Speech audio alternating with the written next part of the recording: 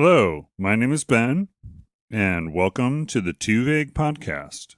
One word, two hosts, stories, trivia, and video games. Let me just start the episode by saying that I am using a new microphone, so if things sound a little bit different, that is the reason. I'm testing this microphone because I am going to be on a video podcast with Christian from Imaginary Game Studios coming up, so I needed something that was hands-free for the video part. I'm not really keen on being on video, but I'll do it for my adoring fans. I will let you guys know when that becomes available. We'll be talking about a very strange game featuring schoolgirls who are pop idols, but they're also horses that race on a horse track, and they're apparently based off of well-known Japanese horses, and it's very strange, but we'll give you the details. But anyway, so let's get into day 4 of the Penny Arcade Expo. I got a little bit of an early start on day 4. On my walk to the convention center, I met a tiefling barbarian, specifically Karlach from Baldur's Gate 3. She wasn't an ordinary cosplayer. She was part of the official Larian Studios booth cast, and at the time she was a brand ambassador for Larian Studios. Her name is Autumn Ivy, and she's got a web presence. I'll include those links for you. Just met her in passing. I commented on her getup, and that's why she was there. She was working the show. But she did have some time to look around the show. We talked a little bit about our preferred games. She really likes horror-themed games, so I talked to her about seeing Fractured Blooms at the show. She is an avid game streamer. Some of her content, shall we say, is spicy, but she was very cool to talk to, and hopefully we can get her on the show at some point. I found out through her social media channels that she is autistic, so there is a commonality there with Andrew, so I'd love to have her on to talk about her experiences as someone on the spectrum. Hopefully we'll be able to do that. If you're interested in her unique perspective on games, acting, cosplay, fitness, you can follow her on her website for more information. We'll include that in the links. Next, when I actually got into the show, on another social media channel that I follow, she's a gamer, I'm Animali. She was there working as a PR rep for Pahdo Labs, promoting their game Starlight Re, and we chatted briefly about her content on Instagram and how her videos convinced me to check out Claire Obscure Expedition 33, and we kind of talked about our opinions of the game. I think I've made this clear on previous shows. It's a great game in the first 2 acts. Then the cracks begin to show. I'm not entirely sure I really enjoyed the way it wrapped up, but my time with it was good. I think there's talk about it being Game of the Year. I don't necessarily agree with that, but I can understand where people would be getting that impression, at least from the first act and maybe into the second. But anyway, so we talked about that, and then I sat down and tried the demo version of the game she was there promoting, Starlight Re, which is out on Steam now. Played through the demo. It's incredibly bright, mostly pastel-colored, cute, anime-inspired, isometric 3D action-adventure game with online co-op elements and some party games included. Let me give you the full description as it appears on Steam. Starlight Re is a 1 to 4 player co-op action roguelite set in a nostalgic anime-inspired social world. Connect with other divers in a city and explore dreamlike biomes, teaming up for thrilling adventures, mini-games, fishing, and crafting. Think of it as sort of a pastel-looking Rainbow Bright. Not to date myself, the color palette is very pastel-y as opposed to the bright colors of Rainbow Bright. But it feels very similar to me. Here's what is available right now in early access. There are 4 different player characters, 12 or more unique abilities for each character, 156 powerful charms, 33 different trinkets, more than 40 accessories and decorations to customize your look, 2 distinct biomes to play through, each with unique mini games and boss fights, 3 difficulty levels for each biome. The social areas of the game support over 50 concurrent players. Like I said, it's in early access, and they have information here on joining their community and so on and so forth. But it's basically, an isometric 3D, walk around the world, collect resources so you can buy your power-ups when you go from level to level. And then you can also find areas where you can heal, or you can do all these normal roguelite sort of things a la Hades. I've enjoyed my time with it so far. The biomes, I wish there were more to start out with than just the 2, but it seems like a pretty good start. I have had a little bit of difficulties with the Steam Deck as far as button mappings, but other than that, it runs really well on my Mac and on that. The voice acting in English is excellent. The music and audio design is fabulous. You have a choice of 4 playable characters right off the bat, which is Kira, Ren, Vivi, and Effie. Each one has its own unique style of combat powers, looks. I played mostly with Kira with the twin stick shooter control scheme, so it felt more reminiscent of your Hades kind of games to me. Internet connection seems to be required for access to the game hub. After that, you can just play solo.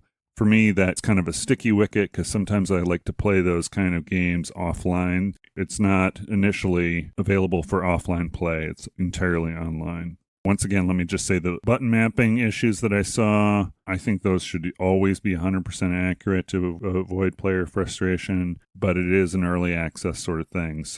And then I've also saw a weird bug where the control mapping changes on its own for some reason. Haven't been able to duplicate it consistently, but then it's easy to get around because you just reselect the control option. It's a little annoying, but I'm still having a lot of fun with it so far. I haven't really seen any especially compelling story bits, and you know that I'm a story guy, but we'll see how much longer I continue. It is fun to play in little short bits. I might just wait for a few updates before I start playing it more long term because there are only the 2 biomes and the mini games available. But it's gorgeous looking, generally just a standard roguelite experience with a consistent and somewhat predictable set of enemies and attacks, but the designs of the enemies are very unique per biome. Boss fight from the introductory level was fairly good and challenging at the lowest difficulty level, which is, interestingly enough, called Pro. That's kind of a confidence booster there, the lowest level being called Pro. I'm interested in seeing how this game develops, so if you're so inclined, check it out on Steam. And more importantly, follow Anna on her assorted media channels, which I will include in the show notes.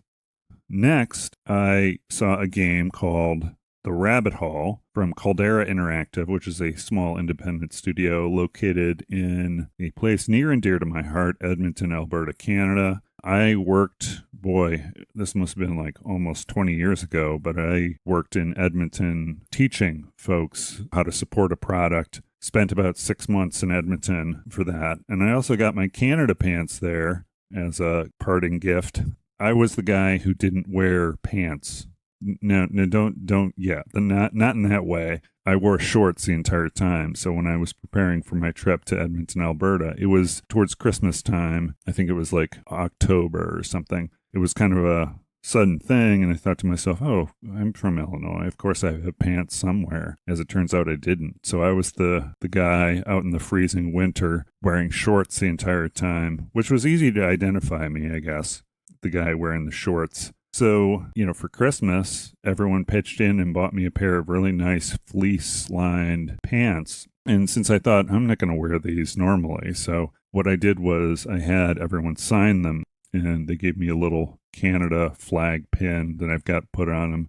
So now I've got this awesome little memory of all these signatures of everyone I met in Edmonton, Alberta. I've since started wearing them when I ski, and they're kind of a conversation starter because they're very unique looking with all the signatures on it. And then every once in a while, I'll just read them just to remember. Oddly enough, my hotel where I was staying shared a parking lot with BioWare. whenever I would hang out in the lobby of the hotel playing my PlayStation Portable or my Nintendo DS, everyone was asking me, "Oh, hey, do you work at BioWare?" And I'm like, "No, but I can understand your confusion there."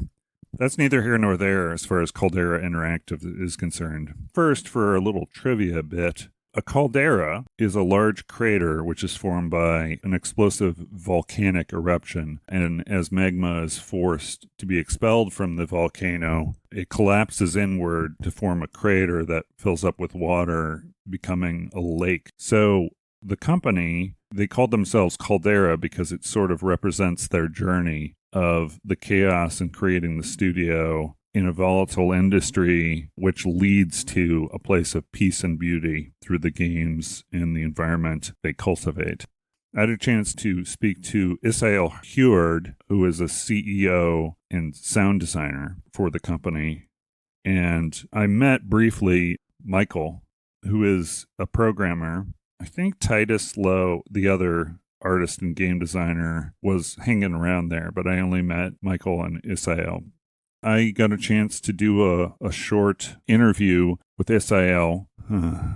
What happened, though, was I was so excited to see the game, which is a very cartoony kind of pop-up book-looking farming and tower defense style game where you play as a rabbit trying to protect his pile of vegetables from a group of greedy and mischievous raccoons. First, before I get to the interview segment for you, the description as it appears on Steam.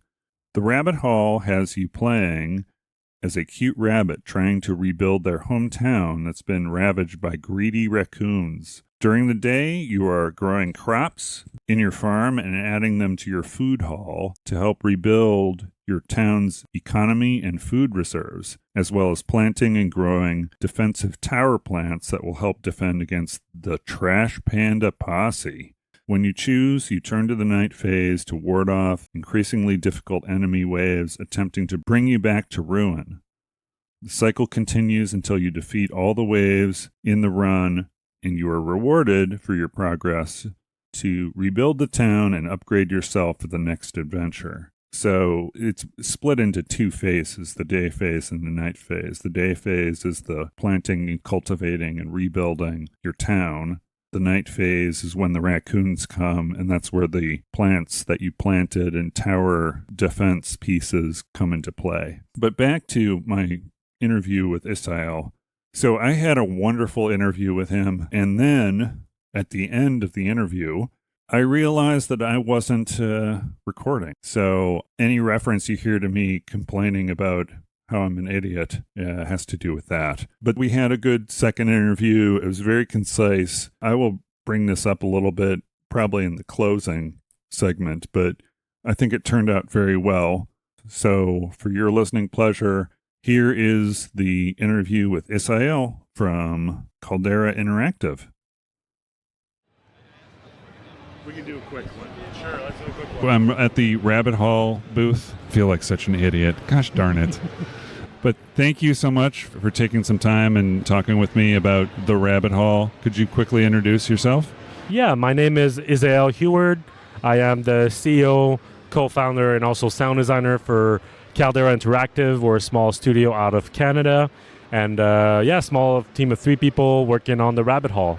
How would you describe your game, the Rabbit Hall, to someone who would be just watching the trailer? Of course, yeah. So the Rabbit Hall is a farming and tower defense game. Uh-huh. So you play as a cute bunny. You are growing crops and growing towers during the day, and then defending against raccoons at night.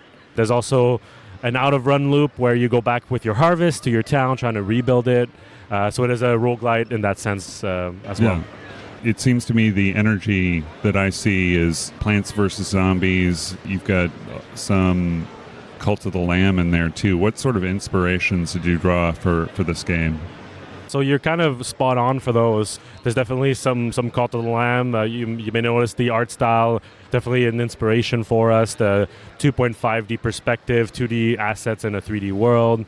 The Stardew Valley as well, the farming aspect, the kind of, I don't want to say the father of cozy games, but like it's, the big one out there, Very, very close to, yeah. Also, our designer and artist, Titus Slow, is a big Bloons TD player as well. So definitely that's where we get the tower defense from as well. As far as your community building, how do you develop the game with your community through Discord? What is, can you... Yeah, so we've been growing our community through our Discord since pretty much the beginning of the game. We're trying to do a very open development of the game, and right now we just reached alpha, so we are trying to get people to play the game as much as we can, and trying to join our Discord. And every month we give people access to our build, the newest version with the new changes, and we're just trying to capture feedback, trying to iron out some of the bugs that maybe we don't catch ourselves.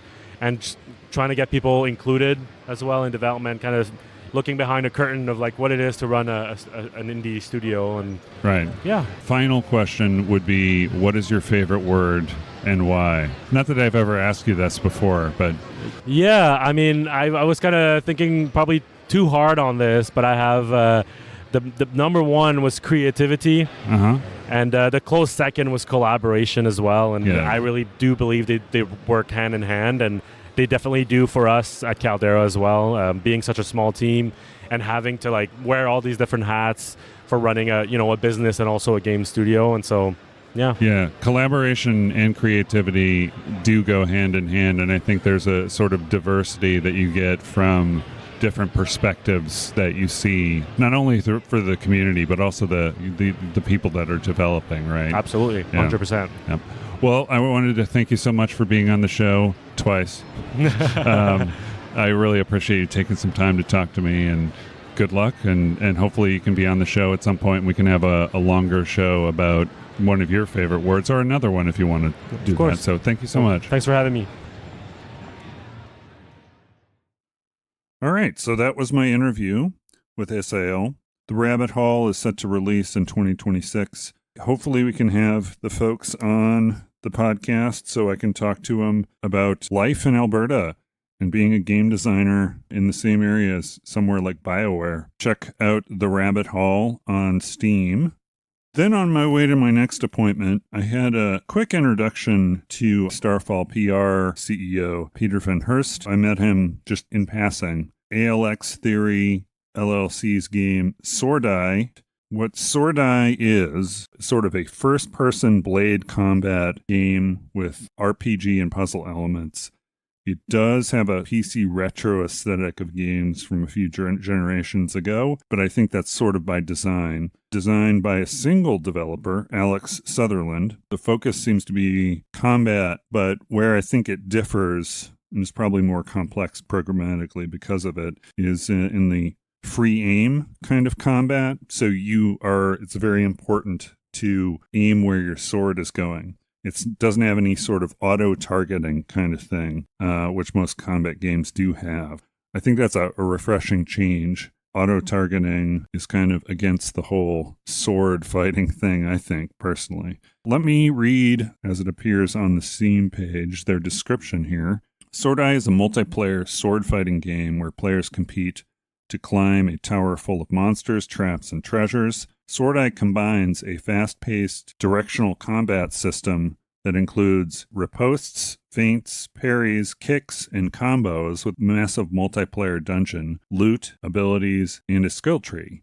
Enter the tower alone or with friends, battle your way through monsters, bosses, and other players, and escape with your loot alive. As you progress through the various trials and challenges that Swordai has to offer you, you will unlock skills and abilities that will allow you to customize your combat style as you strive to gain power and reach the top of the tower. Each floor of the tower is a unique handcrafted dungeon crawl with a variety of different enemies and monsters, as well as the ever-present threat of other players.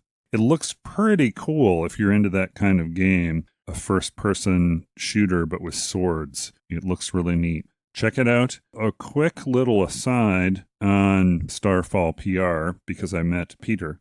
They are, according to their website, a PR agency founded by gamers united in their love of finding and playing video games on console, PC, and mobile. Their website gives you an idea of their employees, and I've dealt with them before setting up interactions for other games. The love is truly there because Pieter stopped me sort of as I was walking to my next appointment and just started talking to me about it. It was very interesting. Hopefully we can have him on the show at some point. So yeah, check out Swordai on Steam. The next game I saw was Memoria Wake, developed and published by Team Crescendo. I spoke to 3D artist Stanley Fang and briefly to the co-founder of Team Crescendo, Daniel Stankiewicz. The whole game was developed by a team of about 10. It's an isometric 3D adventure game with Souls-like and Metroid mechanics. It reminds me a lot of the art style of Bastion, but with less secondary environmental details. Comes off graphically a little sterile because of those lack of details, but it's still kind of early on. I think the focus as far as the atmosphere is more on making it dreamlike. So I think that, the lack of detail can work in that setting. The character designs are very unique too and very toy-like. Like a lot of games I saw at the show, it's very much a children's storybook look on the demo that I played. The music was absolutely amazing, the atmospheric music. On the downside, though, the combat felt very unforgiving when it came to health, which I think was by design. I found myself keeping my distance from enemies because of the difficulty.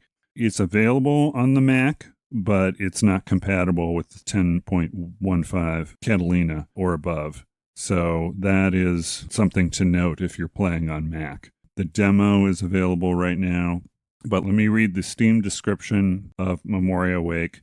Nilo wakes up in a dreamland armed with a weaponized umbrella to fend off hostile creatures in this out-of-this-world landscape. Master tight tactical combat, Souls-like combat where each encounter requires patience and intelligence, dodge to avoid enemy attacks and parry attacks at the right moment to open up enemies to crushing blows, turning their strengths against them with finesse. Overcome more than 20 bosses, decide your own fate by battling against towering foes, and conquer unique challenges that will push Nilo to his limits.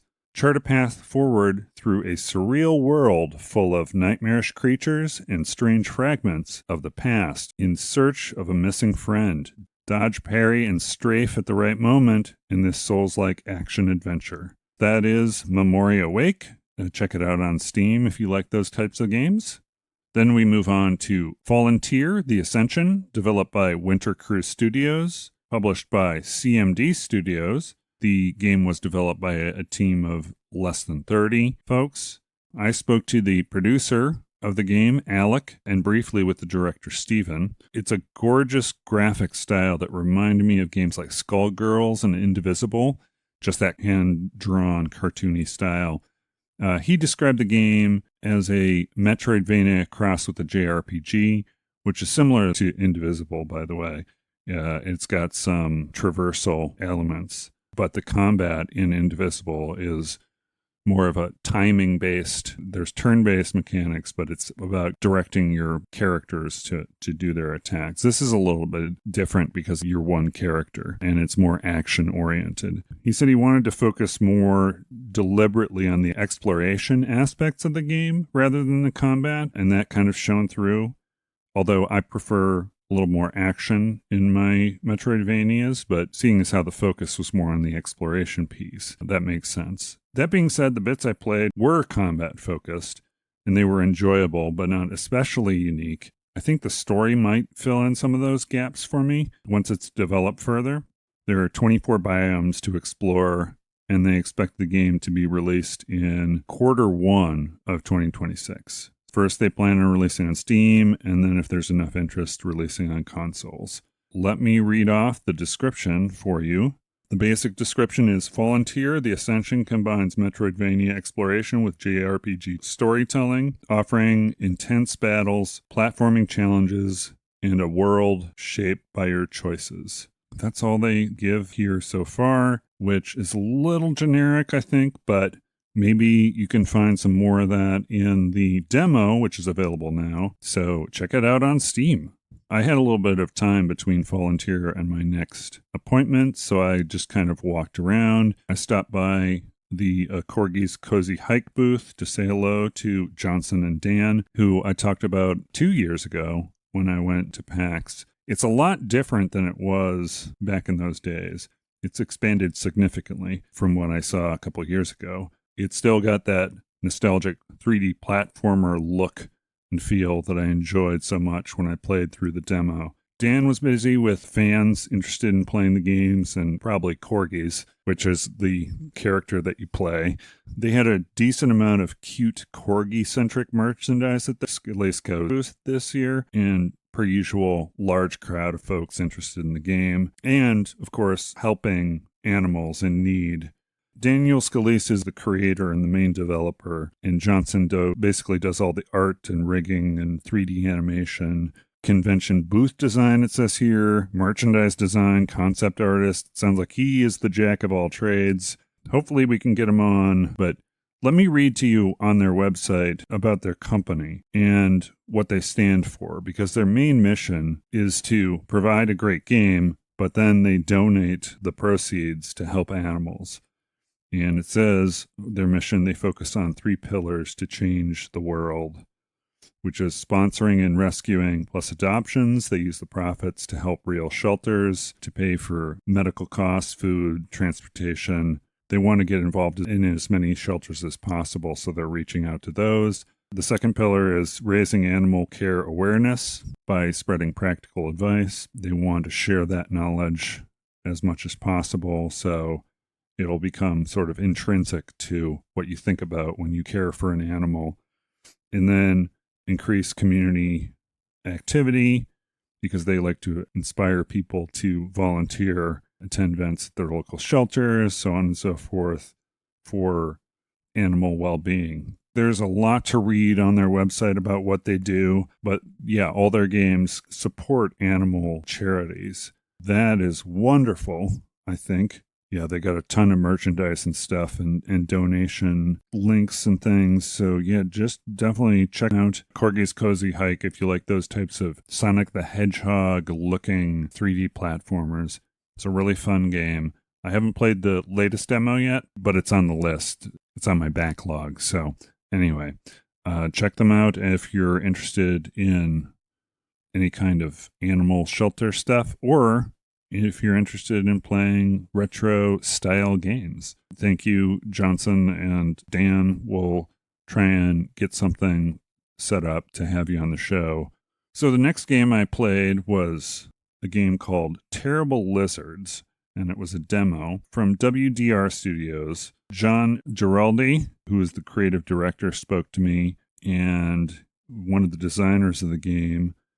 As I played through the introductory level, your car breaks down while traveling cross-country near a sort of a seemingly abandoned dinosaur-themed historic Route 66-style roadside attraction. He described it as a narrative-focused experience.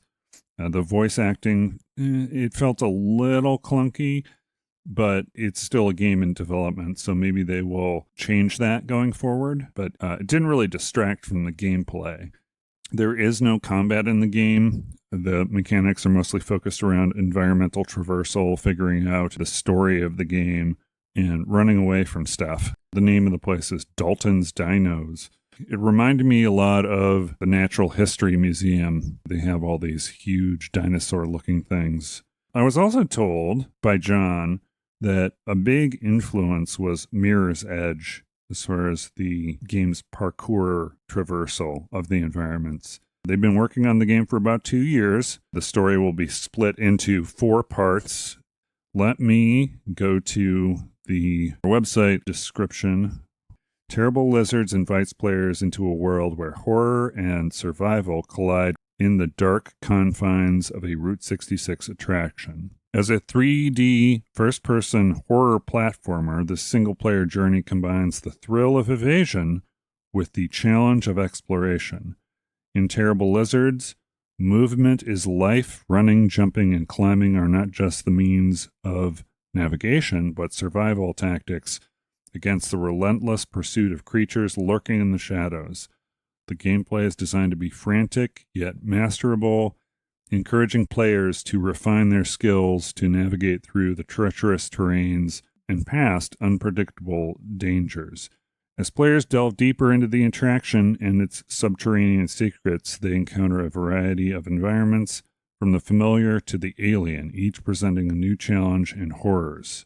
Yes, they use very much horror tropes. Something is coming. Yeah, I had a lot of fun with the demo. Check it out. It's still in development, but it was really cool talking to John, and the assortment of folks that were around for PR. So thank you for talking with me, and please consider being on the podcast, because it sounds like we could have a big talk about a lot of stuff, including roadside attractions, perhaps the largest ball of twine. We got a roadside attraction in Arizona called The Thing. Everyone's sworn to secrecy. No one will tell me what it is, but they just say it's just a thing. It's just, not anything to write home about. I don't know how much it costs, but check it out on their website. I'm sure they have a website about it, although it would be vague. Anyway, so that was cool. Next, I met professional writer and game designer Gareth for a game called No Stone Unturned from Wise Monkey Entertainment. He told me it was a Why Did the Chicken Cross the Road mystery, where you play as an anthropomorphic fox detective Cox who's trying to find clues, and the perpetrator of the murder most foul, as in chicken, I guess. Get it? Chicken, foul. You do this by playing some standard point and click kind of investigation, but then also you play these 30 mini games, which are very reminiscent of WarioWare series of games, which consisted of a handful of micro games, things like putting a finger in a nose, but you had to do it super quick. A little bit more about Gareth. He's ghostwritten an assortment of TV episodes and books in the mystery genre. He really enjoys mixing humor with this arguably serious type of narrative. The game features quirky hand-drawn assortment of characters and environments by the artist Eloy, who he has partnered up with to create the game. One other thing that it kind of reminded me of was Sam and Max. Although Detective Cox didn't have a partner that I saw, Sam and Max is sort of the same kind of mystery feeling game. He said he drew inspiration from WarioWare, of course, and then other point-and-click adventures like Monkey Island. But, I can definitely see some Sam and Max in here, too, because you're solving mysteries there, where you're the freelance police. He also said the movie Hot Fuzz was also very instrumental in his conceptualization of this. He really enjoys that movie as well. So let me read the Steam description for you about No Stone Unturned.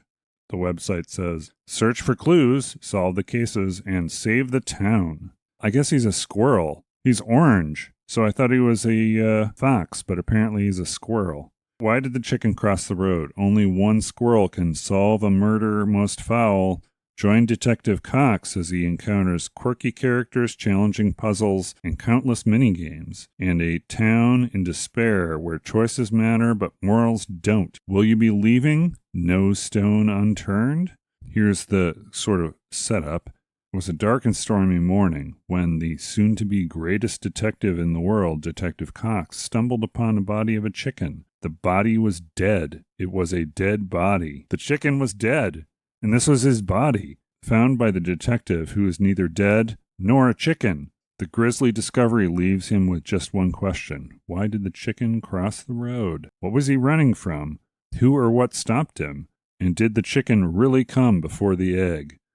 Okay, maybe there's more than one question, but Cox needs answers, like a walrus needs a vacation. A lot. He needs your help, even though he's incredibly smart, a truly world-class detective, and could probably manage, okay? As you can tell by that description, that's the sort of level of humor that we're talking about. Not level, but variety of humor to expect from this game. So, yeah, check it out. I'm hoping to get Gareth on. He wouldn't tell me which television shows he ghost wrote for, which episodes and so on, because it's, my guess it's contractual and as a ghostwriter. Thank you, Gareth, for showing me your game. Really intriguing. Look forward to checking it out. Once again, this is another one of those games that looks like it's not compatible with the OSs for the Mac. Either you have to play it on a lower OS or you're going to have to play it on Windows. Check it out on Steam. Those were all of the appointments I had, but to round out the show, I stopped by this little area that was in a tent, kind of caught my eye, which is right across the way from the Imaginary Game Studios setup. It was dressed up.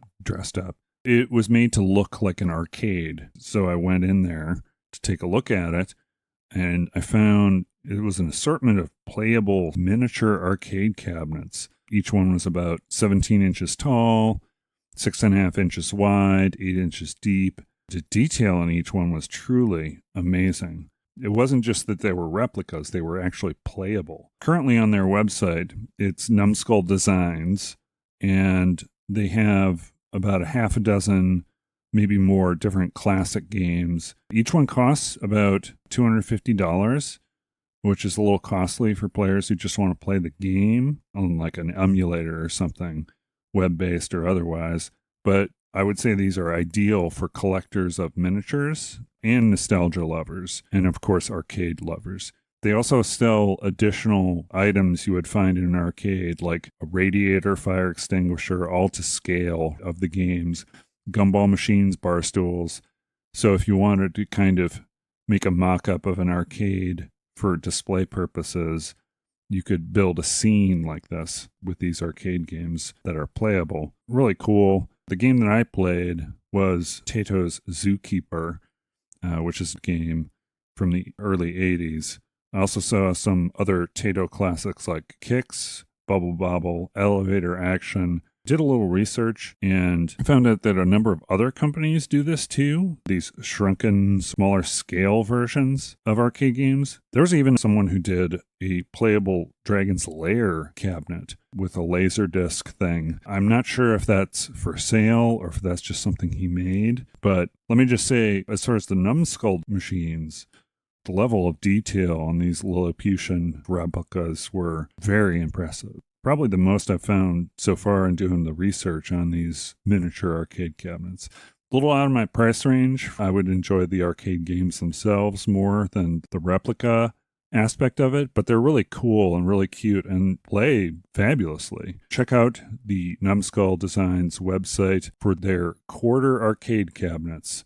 Since I started the show with something I had never done before, I decided to end my time at the show with another first, which is every time I've gone, I see this area where they've got these boxes of stuff that people will buy, and they're themed. They've got all sorts of video game and pop culture themed things. So I decided I would take the plunge this year myself and pick up one of them as kind of a celebration to do something new also. In retrospect, I probably should have picked one of the themed ones. I was thinking about maybe picking up the Powerpuff Girls one, but I did what I thought was a safe choice, which was the 80s themed box, decade themed. But unfortunately, the contents were a bit underwhelming. Probably the coolest item I found in my box was this Doritos wallet, assorted other things like a Cheech and Chong handkerchief, this NASA blanket, some Teenage Mutant Ninja Turtles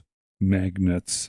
Don't really think it was worth the amount of money I paid, but it did sort of close out my PAX experience fairly well. It was a cool thing to end the show. So, although at least this time was buying an assorted box of crap, from here on out, maybe I'll refer to it as that, but jokingly, of course. I'm sure some of them have some cool stuff in it, but maybe that would have been a better experience if it was all themed around a single thing instead of all over the place. So, maybe as like a mystery gift for someone you know, check out the website for the Stylin Box and see if that is something you want to do. Maybe a novelty gift or something to surprise someone with something that they really enjoy. So at least a property that they enjoy, right?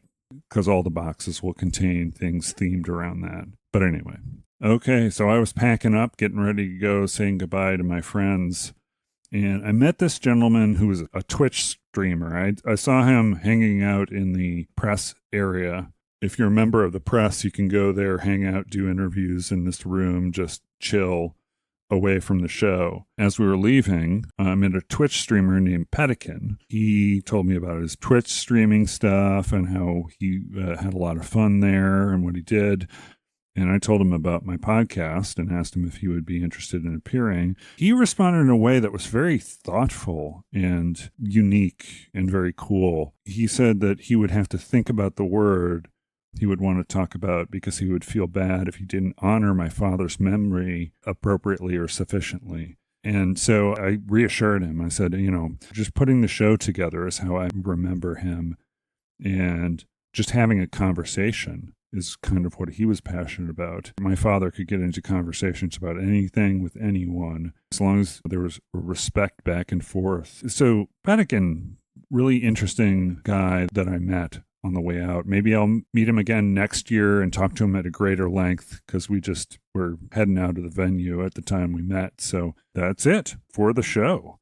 So next, seeing as how you guys know that I like the word the postmortem, my postmortem. Actually, no, the PAX postmortem, that sounds like some alliteration right there. This is essentially where I talk about what I'll do different next year. I did have a little bit more luck with scheduling the appointments. I like the way I split them up. I split up the first day. I just gave myself a chance to walk around, wander, hit some of the areas I was most interested in, and actually use it to schedule last-minute appointments if I needed to have any. So that worked out really well. Might work on the spacing a little bit more, maybe give myself a little bit more between events on the days I do schedule, which were the last 3 days. But that seemed to work out a lot better. I definitely want to do more audio recording. Hopefully it's not going to be like it was this year where I forgot to record. I have a feeling if I were to record the sessions in a concise manner, like I did this one was pretty short and sweet. It was like 15 minutes tops, or actually a little less than that, to talk to Isael. And I think we did cover a decent amount, and it did come out very conversational. So I'm thinking maybe doing that more next year for every appointment I have with someone who is willing to talk.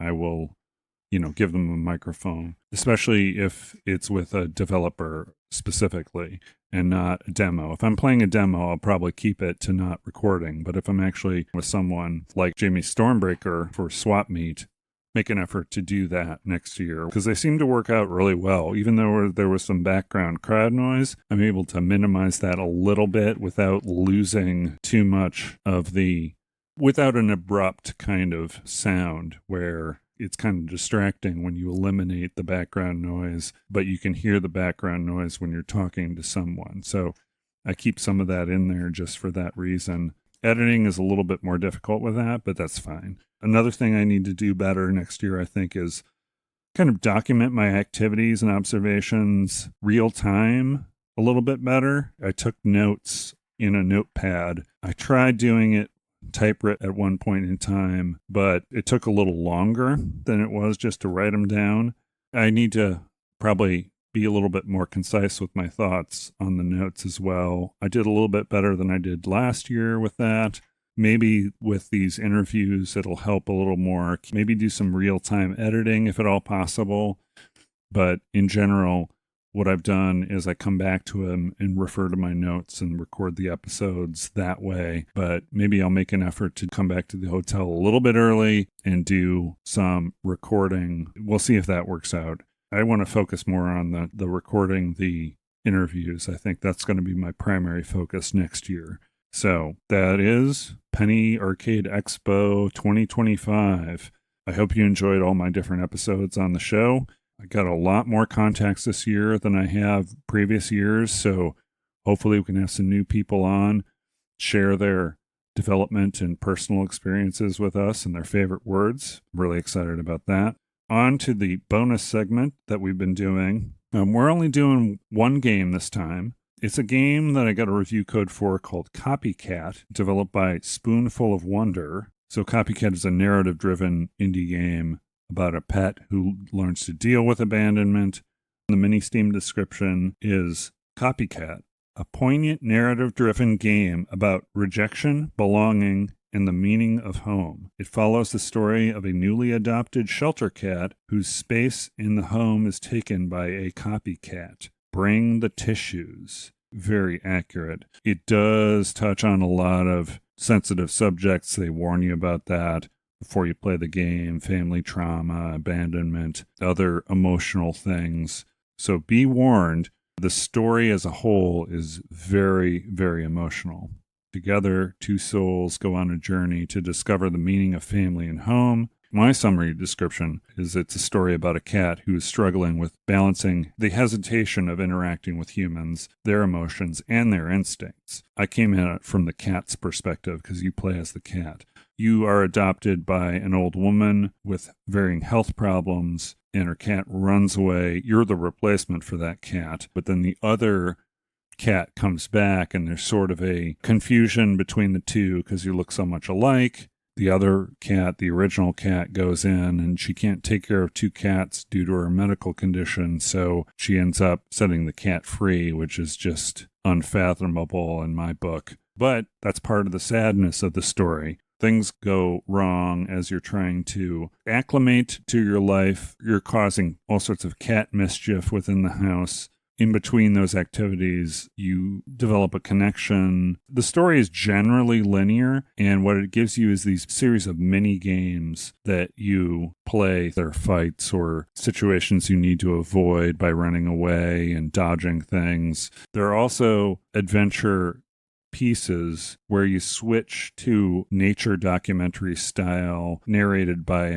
a David Attenborough type, and you play as a sort of a big cat, and that's kind of how you escape and get in touch with your natural instincts, I guess. That's what I took from it. The narrator is also sort of your inner monologue in many situations in the real life. The game itself was very effective at telling an emotional story, but it didn't have a lot of fun bits. I think the focus was on the story almost entirely, which is fine. It's just not what I needed or wanted or play a game for. But I can appreciate the story for what it did emotionally. You wander around the house in the neighborhood and you do all your little tasks in a linear way. The quick time events, like I said, those are most of the things. Like there's a fish catching thing that you do, and there's these cat altercations where you've got to do a bunch of Dance Dance Revolution button sequence types of things. And those are sort of generic. The exploration and the missions are a lot more compelling and satisfying than the little bits that they throw in there to kind of gamify the game. I think that's what some games, they kind of focus on the story and not really in the game mechanics department as much. I illustrate with Stray. Stray, not only did that game get the cat mechanics down perfectly, so much so that Mango was really interested every time I would play it. But then also the story bits, you're going around, you're finding things which explain the environment, you're doing tasks and solving puzzles in a way that immerses you in the story and makes you want to complete the story. And I just didn't feel that with Copycat. I was just kind of existing and sort of feeling the emotions more and not really learning about the characters as much. And it's just sort of a one-on-one relationship mostly with you and this old woman. They're the same type of game, Copycat and Stray, but Stray did a much better job of the storytelling bits. And the game mechanics were also minimal in that game, but it was more of an adventure, and it felt like an adventure, Stray did. But this game is for some people. The cat animations were far more cute and realistic in Stray. But I would say if you want a good cry, go ahead and try Copycat. Otherwise, if you haven't played Stray before, check that out instead. Yeah, it's a very emotional story. Some people like that. Some people like the drama. So check it out if you're so inclined. Stray has emotional and sad bits too, but it supplements those with far more uplifting and interesting narratives about the characters and the environment. So that is it for the episode. Thank you so much for joining us on this week's me on this episode of the Too Vague podcast. I guess us is accurate because Mango is about, but he didn't really participate in the show too much this time around. But anyway, thank you so much. Have a wonderful day and good night.